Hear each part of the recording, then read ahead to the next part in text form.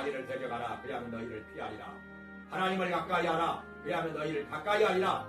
싸움에서 여러 번 이깁니다. 나라를 구해냅니다. 영웅이 되었습니다. 용서를 합니다. 관용을 베풉니다. 처벌하지 않았습니다.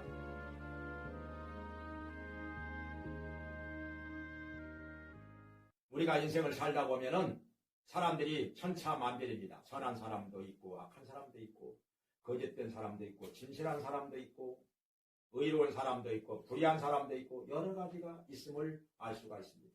또 같은 사람이라도 사람이 살다 보면은 180도 바꿔질 수도 있습니다.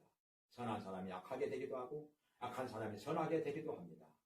여기에 사울왕이 나옵니다. 사무엘상 16장 14절에서 사울에게서 성령이 떠나가고 하나님의 부리시는 악신이 임하여서 그는 엄청나게 변합니다.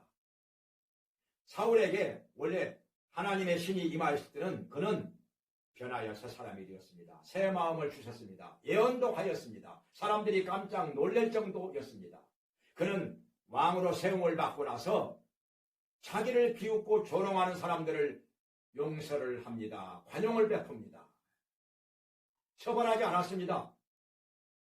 그리고 그는 겸손하였습니다. 왕으로 세움을 받았을 때 행구 뒤에 숨었었다고 했습니다. 그리고 전쟁이 일어났을 때 용감하게 나가서 백성들을 이끌고 싸움에서 여러 번 이깁니다. 나라를 구해냅니다. 영웅이 되었습니다. 그러자 인기가 올라갑니다. 백성들이 존경을 하고 칭찬을 합니다. 그는 자기도 모르는 사이에 교만에 빠졌습니다. 그래서 제사장만이 할 수 있는 여호와께 드리는 제사 자기가 합니다. 사무엘로부터 책망을 받습니다. 그리고 하나님의 말씀을 거역하고 불순종합니다. 또 사무엘 선지자로부터 책망을 받습니다. 당신이 하나님의 말씀을 버렸으므로 하나님께서도 당신을 버려 왕이 되지 못하게 하셨나이다. 이렇게 말합니다. 그럼에도 사울은 회개하지를 않습니다. 엎드려서 통회하며 자복하며 회개를 했더라면 좋았을 건데 회개하지 않습니다. 자기 체면만 세우고 자존심만 내세웁니다. 합리화만 시킵니다. 그러다가 하나님의 영이 그에게서 떠나가고 악신이 그에게 임하게 됩니다. 악한 영이 임하고 나니까 그는 변합니다. 그는 거짓말을 밥 먹듯이 합니다. 계속해서 거짓말합니다. 그리고 점점 악하게 변합니다. 아무 잘못도 없는 다윗을 죽이려고 군대를 동원합니다. 계속해서 포위를 합니다. 죽이려고 합니다.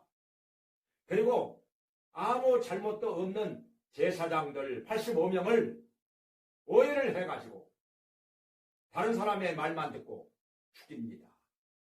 하나님의 종들을 그렇게 죽입니다.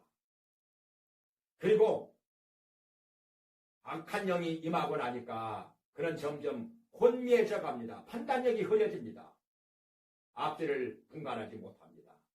그래서 나라가 점점 어려워지고 기울어져 가는데 하나님께서 그에게 응답하지 않으시니까 그는 무당을 찾아가서 묻습니다.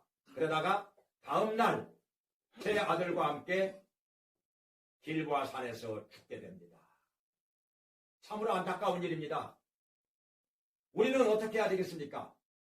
악한 영이 임하였다면 우리가 회개하고 예수님을 믿고 기도하면서 물리쳐야 할 것입니다. 마귀를 대적하라. 그리하면 너희를 피하리라. 하나님을 가까이 하라. 그리하면 너희를 가까이 하리라. 말씀을 하셨습니다. 또 우리는 예수님을 구주로 영접할 뿐 아니라 죄를 회개하면서 하나님 앞에 엎드려 간구해야 할 것입니다. 성령을 받게 해달라고, 성령을 부어달라고, 성령으로 충만하게 되면은 우리는 하나님의 말씀대로 살게 됩니다. 변하여 새 사람이 됩니다.